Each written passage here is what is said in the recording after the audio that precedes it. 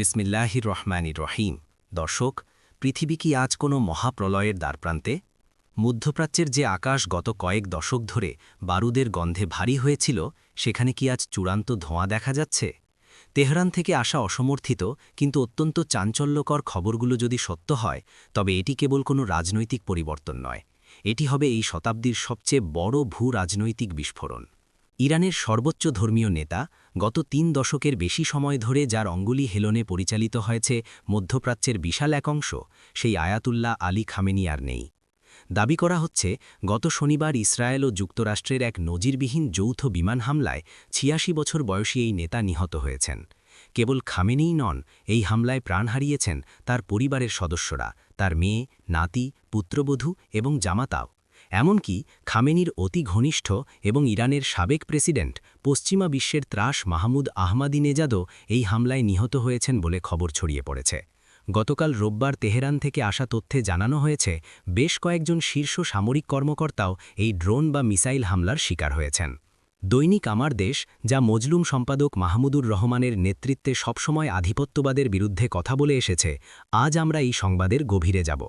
এটি কি ইসরায়েলের কোনো আত্মঘাতী পদক্ষেপ, নাকি ইরানকে ভেতর থেকে ভেঙে দেওয়ার দীর্ঘমেয়াদী নীল নকশার বাস্তবায়ন? পুরো ৪০ মিনিট জুড়ে আমাদের সাথেই থাকুন। Ayatollah Ali Khamenei. ১৯৮৯ সালে ইরানের ইসলামী বিপ্লবের স্থপতি আয়াতুল্লাহ খোমেনির মৃত্যুর পর তিনি যখন দায়িত্ব গ্রহণ করেন, তখন বিশ্ব রাজনীতি ছিল টালমাটাল। দীর্ঘ ৮ বছরের ইরাক-ইরান যুদ্ধবিধ্বস্ত ইরানকে তিনি এক হাতে টেনে তুলেছিলেন। খামেনি কেবল একজন ধর্মীয় নেতা ছিলেন না, তিনি ছিলেন ইরানের সশস্ত্র বাহিনীর সর্বাধিনায়ক এবং পররাষ্ট্রনীতির মূল কারিগর। তার শাসনামলে ইরান কেবল মধ্যপ্রাচ্যেই নয়, বরং বৈশ্বিক রাজনীতিতে এক অজেয় শক্তিতে পরিণত হতে চেয়েছিল। লেবাননের হিজবুল্লাহ, ফিলিস্তিনের হামাস, ইয়েমেনের হুতি এবং ইরাকের শিয়া মিলিশিয়াদের পেছনে প্রধান শক্তি ছিলেন খামেনি। তার এই প্রতিরোধের অক্ষ বা অ্যাক্সিস অফ রেজিস্ট্যান্স যুক্তরাষ্ট্র ও ইসরায়েলের চোখের বালিতে পরিণত হয়েছিল।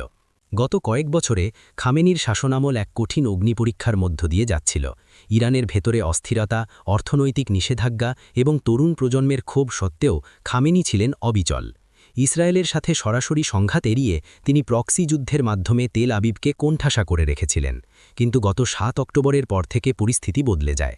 হামাসের হামলা এবং তার প্রেক্ষিতে ইসরায়েলের গাজা অভিযানের পর ইরান সরাসরি যুদ্ধের ময়দানে চলে আসে। ইসরায়েল কি খামেনিকে হত্যা করে এই যুদ্ধের চূড়ান্ত জয় ছিনিয়ে নিতে চায়? ৮৬ বছর বয়সী এই নেতার মৃত্যু কি ইরানের ইসলামী প্রজাতন্ত্রের পতন ঘটাবে, নাকি বিপ্লবের আগুন আরও দাউদাউ করে জ্বলবে? এই হামলার খবরে সবচেয়ে বড় বিস্ময় হয়ে এসেছে সাবেক প্রেসিডেন্ট মাহমুদ আহমাদিনেজাদের নাম, যিনি একসময় ইসরায়েলকে মানচিত্র থেকে মুছে ফেলার কথা বলে বিশ্ব রাজনীতিতে তোলপাড় সৃষ্টি করেছিলেন। যদিও সাম্প্রতিক বছরগুলোতে খামেনির সাথে তার কিছুটা দূরত্ব তৈরি হয়েছিল, তবুও ইরানের বিপ্লবী আদর্শের তিনি ছিলেন এক জীবন্ত প্রতীক। আহমাদিনেজাদ ও খামেনি একসাথে নিহতের খবর যদি সত্যি হয়, তবে বুঝতে হবে ইরানের সিকিউরিটি বা ইন্টেলিজেন্স ব্যবস্থায় বড় ধরনের কোনো ধস নেমেছে। কিভাবে ইসরায়েল বা যুক্তরাষ্ট্র ইরানের সর্বোচ্চ নেতার অবস্থান নিখুঁতভাবে চিহ্নিত করল? এটি কি ইরানের ভেতরে থাকা কোনো বিশ্বাসঘাতক চক্রের কাজ?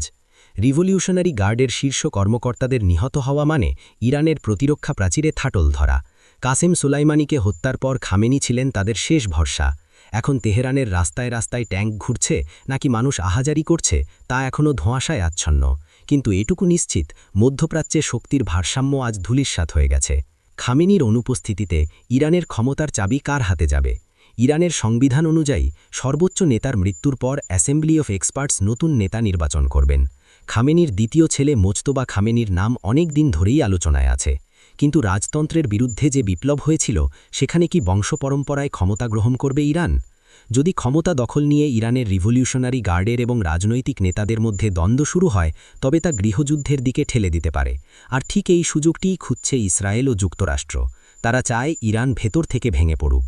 আমাদের প্রিয় সম্পাদক মাহমুদুর রহমান সবসময় বলেছেন, আধিপত্যবাদী শক্তিগুলো মুসলিম রাষ্ট্রগুলোকে একে একে ধ্বংস করতে চায়। আজ ইরান যদি নেতৃত্বহীন হয়ে পড়ে, তবে তার প্রভাব পড়বে সিরিয়া, লেবানন, এমনকি দক্ষিণ এশিয়ায় আমাদের এই বাংলাদেশেও। কারণ মধ্যপ্রাচ্যের অস্থিরতা মানেই তেলের দাম বৃদ্ধি এবং বিশ্ব অর্থনীতির চরম বিপর্যয়। দর্শক, খামেনির মৃত্যুর খবরটি যদি শেষ পর্যন্ত সত্য প্রমাণিত হয়, তবে আমরা এক নতুন পৃথিবীর মুখোমুখি হতে যাচ্ছি, যেখানে ইসরায়েলের ঔদ্ধত্য হয়তো আরও বাড়বে, অথবা ইরান তার শেষ মরণ কামড় দেওয়ার জন্য পারমাণবিক অস্ত্রের পথে হাঁটবে। তবে ইন্টারনেট এবং সামাজিক যোগাযোগ মাধ্যমে ছড়িয়ে পড়া এই খবরগুলোর সত্যতা নিয়ে এখনও শতভাগ নিশ্চিত হওয়া যায়নি। অনেক বিশ্লেষক বলছেন এটি হতে পারে মনস্তাত্ত্বিক যুদ্ধ বা সাইকোলজিক্যাল ওয়ারফেয়ার। ইরানের জনগণকে আতঙ্কিত করতেই হয়তো এই গুজব ছড়ানো হচ্ছে। আবার অনেক সময় দেখা যায় বড় বড় সত্য প্রথমে গুজব হিসাবেই আসে। আমরা সত্যের সন্ধানে অবিচল। দৈনিক আমার দেশ কখনোই মিথ্যার কাছে মাথা নত করেনি, আর করবেও না। মাহমুদুর রহমানের অপসনীয় লেখনী যেমন আমাদের প্রেরণা, তেমনি আপনাদের ভালোবাসাই আমাদের সাহস। ইরানের পরিস্থিতির ওপর আমরা প্রতি মুহূর্তের নজর রাখছি। আন্তর্জাতিক গণমাধ্যম এবং আমাদের নিজস্ব গোয়েন্দা সূত্রের মাধ্যমে পাওয়া পরবর্তী সকল আপডেট জানাবো এই চ্যানেলেই। বিভ্রান্ত হবেন না, গুজবে কান দেবেন না, তবে প্রস্তুতির সময় এখনই। মধ্যপ্রাচ্যের এই আগ্নেয়গিরি যদি জ্বলে ওঠে, তবে তার উত্তাপ থেকে কেউ রেহাই পাবে না। আজকের মতো বিদায় নিচ্ছি।